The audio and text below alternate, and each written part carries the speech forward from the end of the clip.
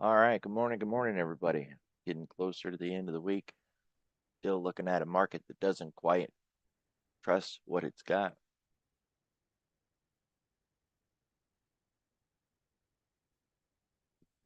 NASDAQ up 0.5%. The Dow only at a quarter.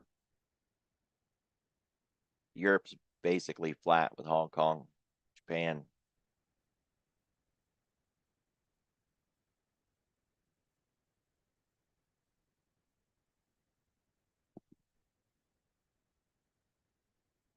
We got some pending home sales data this morning at 10 a.m. Normally, I wouldn't focus too much on this. I mean, it is economic data, and you don't want to ignore any economic data. But a lot of times the numbers are just so close together that there's no edge in there. This is pretty far apart. So the previous was minus 6.3 and the forecast is minus half. That's a significant change. So watch the clock, 10 a.m. We could get something, but this is not what the market has been waiting on all week. And that's kind of a big deal, right? We've been waiting on something. It's not that. We got some auctions today. We're going to get nat gas like we do every Thursday.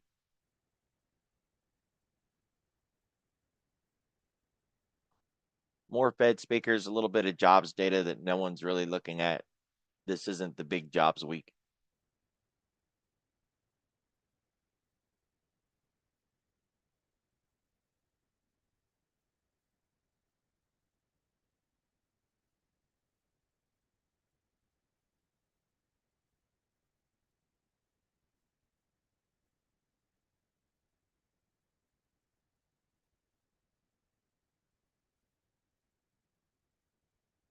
Yeah, there was quite a bit of talk about replacing Powell or the announcement of him getting replaced. The only thing I could think of, it'd be like a lame duck president, right? In the last few months in office, really nobody's paying much attention to him. Doesn't really matter what he tries to put into place. Once we have a lame duck president, their hands are pretty much tied. Well, what if we do that with Powell, right? If he gets replaced, but he's still in office because he's going to be in until next year, and yet he's already had a replacement announced, that could turn him into a lame duck, just of a different variety.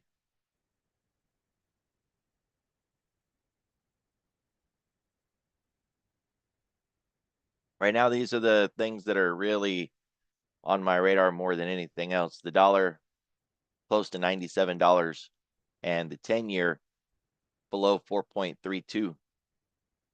We're actually below 4.3, pushing into 4.27. This is very likely going to change direction, right? Getting lower from here is going to start to break things. So we're expecting that to turn around, but still hasn't done it yet, right? Certainly tried, and then just making lower highs and lower lows. And the dollar is, these are big moves in short periods of time, right? It's an entire dollar difference from 98.2 to 97.2 in a straight shot. And from 99.5 down to 98 in nearly a straight shot. It's bad enough to have these moving and hitting certain levels, but the rate of change and how fast they move become nearly as important as what level they're sitting at. So as a tell today, as we're looking around and trying to figure out what we're going to do next, keep your eye on these two. If they start making big swings in any direction, that's not going to be good for the markets.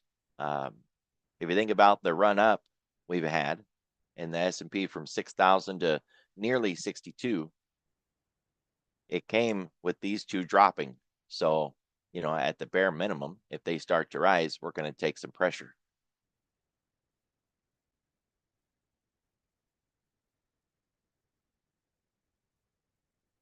The put wall rolled back just a little bit. It wasn't a big move back.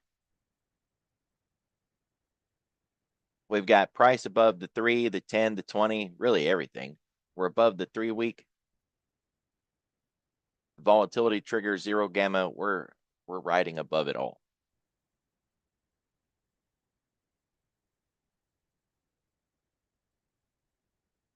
Still need to see that call wall rolled out or to get back underneath that call wall, one or the other.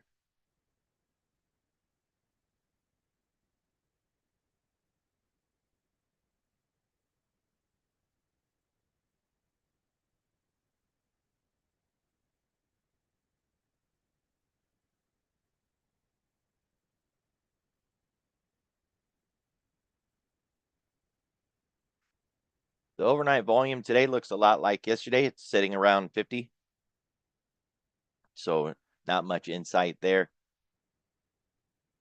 Certainly shows the difference between what we had yesterday and today. Yesterday we had that really tight range, really narrow IB, initial balance. And we started with that until around midnight last night. Then we started to expand.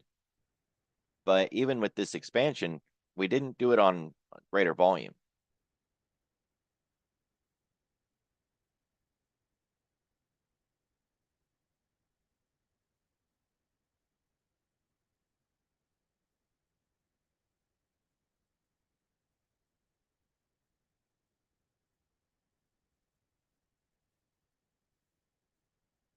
We are closer to the upper ADR than we are the lower one. And to hit either side, we would need to get a breakout. Well, we've already got the breakout, so we might as well follow through. It's more likely we hit the upper ADR first, since we're closer to it. And then we flip and go the other direction. And depending on how early we hit the top one, we could hit the bottom one by the end of the day. If we focus on yesterday's 111, you can see we've already done that plus some.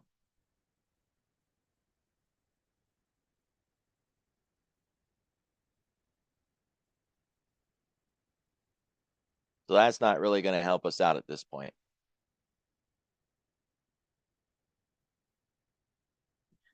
If we get back inside of yesterday's range, we've got to get all the way through yesterday's range and out the back door for us to get to this lower ADR. It's not to say that we can't do it, but that's a lot to ask for. There's a lot of pivots in there. We got the half back. First, we just got yesterday's high. Then we have the half back. Globex low, yesterday's low, plus the RTH open of yesterday. That's another pivot level. Big options level at 61.50, 61.32 cog line at the low of yesterday. We get through all of that and get an inside day breakout in the other direction. Then we open the door to get to this lower ADR. It's not impossible, but it's not common to get an inside day breakout on both sides without some catalyst to give us that violence, right? Generally, we can tag both ADRs, but it doesn't require us to break out of the previous day's range on both sides to do it.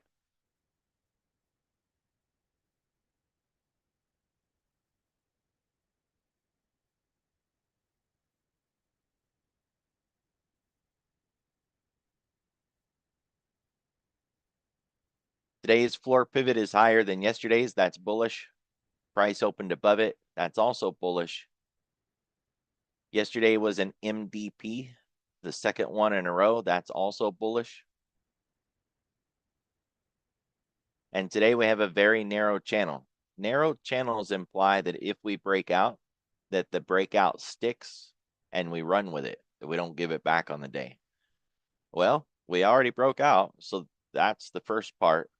This narrow channel implies that now that we have that breakout, we keep it for the day. Just keep in mind that these channels don't make price do anything.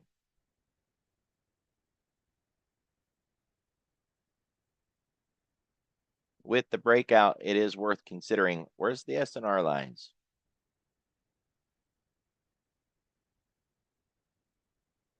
We're above the R1 and not yet at the R2. Generally speaking, we look for like an R1 into an S2 or an S1 into an R2, something like that. When you get above an R1, and you keep it, then the base case argument is you're going to go ahead and go to the R2. Now, we don't have to do that. We could just chop around here within this range and not do anything else. And that would kind of line us up with the ADR too, because it's, a bit higher over our head. So kind of fits the idea that we get to the ADR and we stall out and we don't get much more than that by the end of the day. But this is a market that's been waiting on something. We spent yesterday holding inside of Tuesday's range,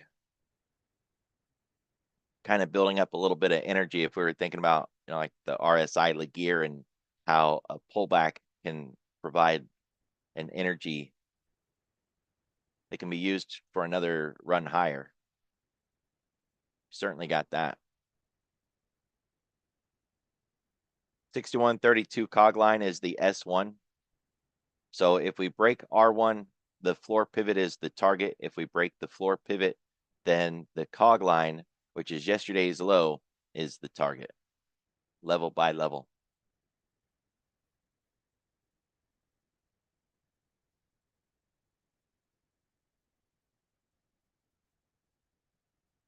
The distribution for the week's not really much of a surprise. I think at this point, the only surprise is how wide this box is. Still looking for the value area low to get brought up above that 6,100 level. And that would give us about a 65-point range in the week's value area, kind of tighten everything up. If we do break 6,100, it gets shallow, and we could drop into 60-50 relatively easy before we start to find any real structure.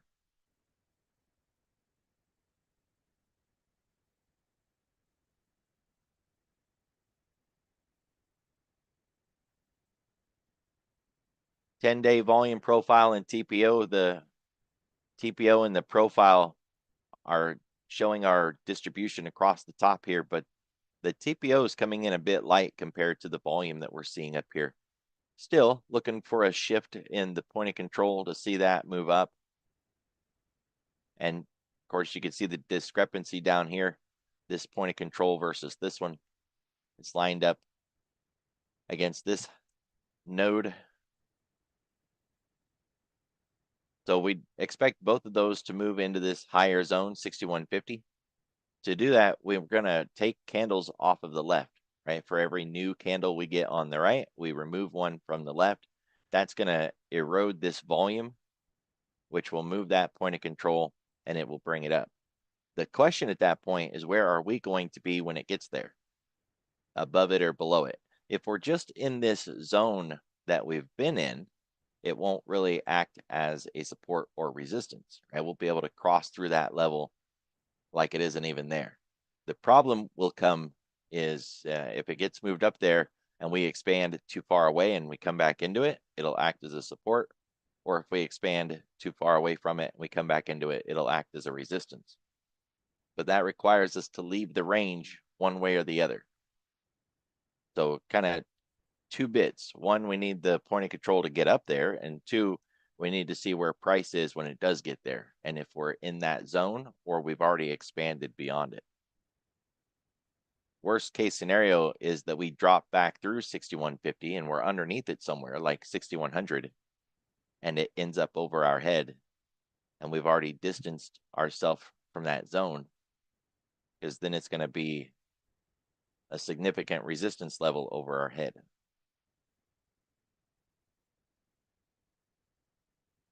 No new VPOC for today. If we were going to try that, price has already hit it. It was running through there through the first couple hours last night. So nothing new there. And no classic distribution in the overnight from last night. If you look at what we've got, it's just a big mess. So nothing there either. There is a discrepancy right now between our current point of control on the volume profile and the point of control on the TPO, but it's not offering much insight at this point since it's so broken in so many distributions.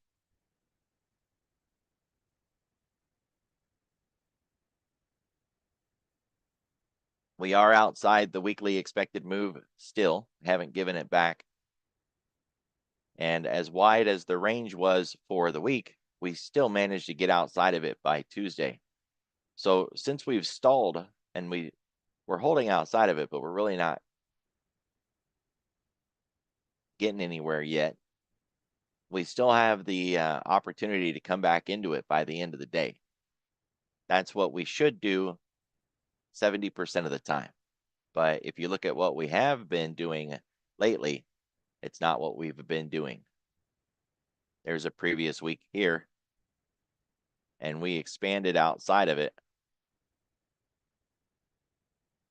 quite a bit that week.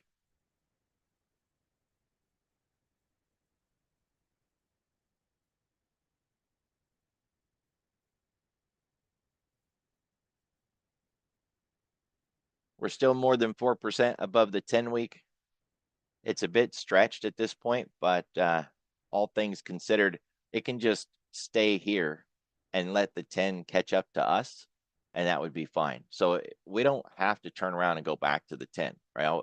We need a correction, but that correction can come from time just sitting here or from price by turning around and going back to the 10-week.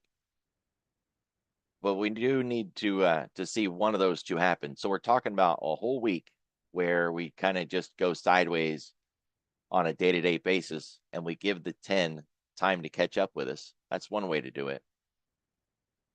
Or we turn around and we go back to the 10.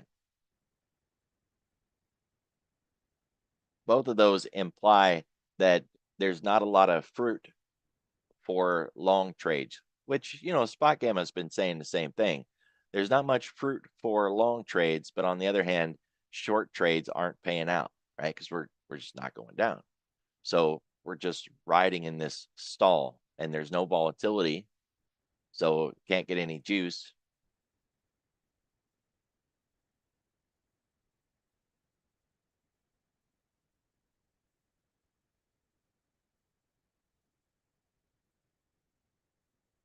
And on the 10-day, we are outside of the comfort zone. Usually around 1% is the sweet spot. We tend to just ride in there quite a bit, but we've spent considerable amount of time above 1%. The market was able to just keep on grinding. So yeah, we're 1.25% above the 10-day, but that's not overbought, overstretched, or in any way implying that we need to self-correct or mean revert and head back in the other direction. We're not overextended at this point, not even close. So we're outside of the magnet or the gravity zone, and we could expand easily another 1.5% to the upside before we'd start talking about being overbought or overextended. Overbought's not really a good phrase to use in the first place, right? Overbought, oversold kind of gives traders the wrong idea.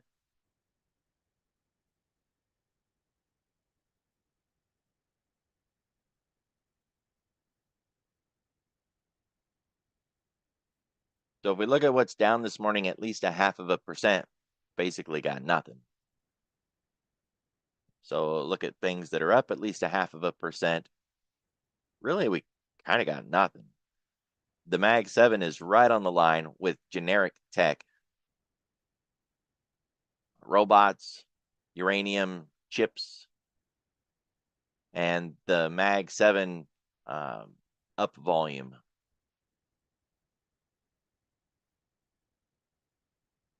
For a rally day, having the Mag 7 and the chips is really all you need. So we've got the tools to keep this breakout and continue the expansion just with those two alone. Really would like to see the broader market pitch in and help out. It's not necessarily needed, but that would be a good thing. What we don't want is a rally on pot stocks, right? See, MSOS is leading on things to the upside. We don't want a pot stock rally. It's not sustainable. But behind that, we got chips, precious metals, Mag 7, uranium, which ties back into those new SMRs and data centers fueled by uranium and nuclear, tech, precious metals again. So we've got what we need. Keep your eye on the Mag 7 and generically speaking, the chips and consumer discretionary, and watch for the call wall to get rolled up. That'd be that options flow, right? We want multiple sources pushing to the upside. Options 0-day flow pushing higher. The dollar and the 10-year not falling lower. That'd be a really good start. And then getting some help from the Mag 7 consumer discretionary, tech, finance. Bring the right sectors in and get this push into 6,200 that the market seems to be waiting on.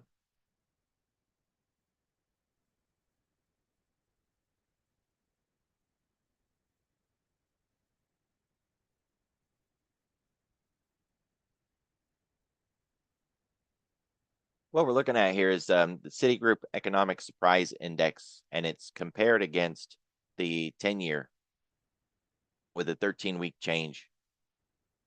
And what they're saying is that the Citigroup Surprise Index is often leading where the 10-year goes next. So the blue line is the leader, the red line is the 10-year, right? You kind of see what they've been talking about. And this came from Yardini over at I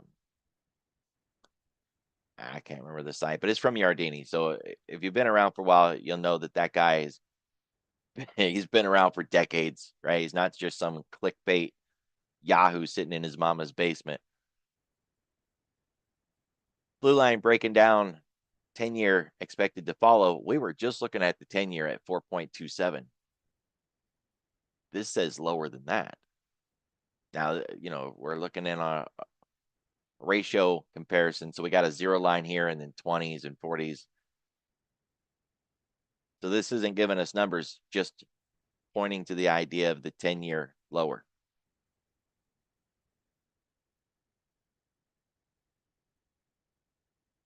Not in one day, right? But that, generally speaking, that's where we're headed, to a weaker 10-year.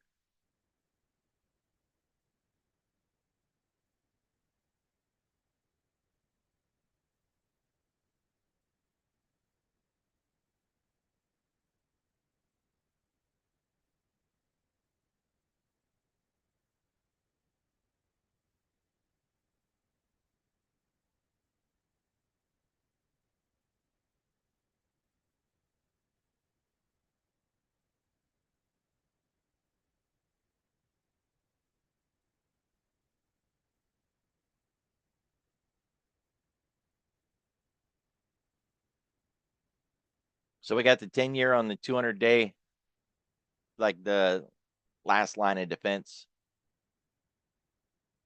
Break that, we can start to get ugly below it.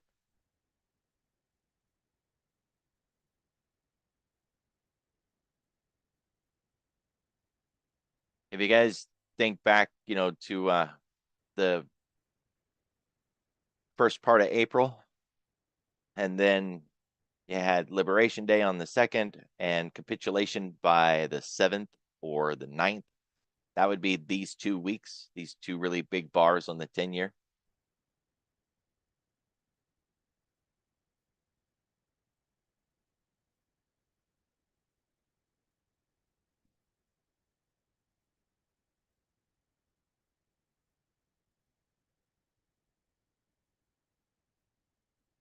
But for the day, we want to keep this breakout, stay outside the box. If we get back inside the box, then we want to target the floor pivot and then yesterday's low, and it's just level by level, play it on down, just like yesterday. Yesterday worked out really well. Level by level, we just ran it back. So same thing.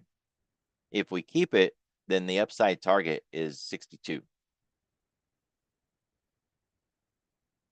Pretty simple, right? And if you look at how we've been riding VWAP all night, they really want it. Been doing a nice job of defending on VWAP. That's a simple algo program right there, old school.